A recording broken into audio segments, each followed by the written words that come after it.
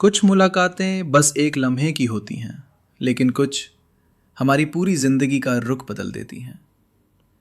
मुंबई के एक हलचल भरे शहर में दो अजनबी, आयरा और रुद्र, एक ऐसी कहानी शुरू करते हैं जिसमें शब्द कम होते हैं और एहसास गहरे। और सीन 1, पहली टकराव। कैफे में पहली मुलाकात। नरेटर। बांद्रा का एक शांत सा आर्ट कैफे, दीवारों पर पेंटिंग्स, टेबल पर किताबें और हल्का सा म्यूजिक। आयरा कपूर, एक युवा ग्राफिक डिजाइनर, अपने लैपटॉप पर मग्न थी। उसकी कॉफ़ी टेबल के कोने पर रखी थी और ध्यान स्क्रीन में इतना डूबा कि अगली टेबल पर बैठे किसी अजनबी के लैपटॉप तक वो कॉफ़ी बह गई। रुद्र, शांत अंदाज में, लैपटॉप तो बच गया, पर शायद ये मुलाकात हमेशा याद रह जाएगी। आयरा, घबराई हुई, माफ कीजिए, मैं तुरंत टिश्यू लाती हूं। नरेटर की आंखों में झेप थी, पर रुद्र की मुस्कान में कुछ और, जैसे उसे गुस्से के बजाय दिलचस्पी हो गई हो। कुछ सेकंड की खामोशी में दोनों ने नाम और कार्ड एक्सचेंज किया। शायद ये पहली झलक थी, एक अनकही शुरुआत। सीन 2, दोबारा मिलना, तकदीर का खेल। नरेटर, 2 दिन बाद। आयरा एक नए डिज़ाइन प्रोजेक्ट के लिए एक ऑफिस में पहुंची। मीटिंग रूम में दाखिल होते ही उसकी नज़र उसी शख्स से टकराई। रुद्र, हल्की मुस्कान में, आप?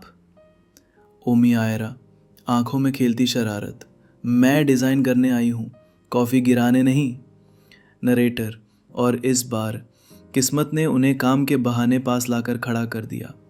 हर दिन क्लाइंट मीटिंग्स, क्रिएटिव आइडिया, एक ही स्क्रीन पर काम करना, और हर बार वो थोड़ी सी दूरी जो धीरे धीरे पिघल रही थी।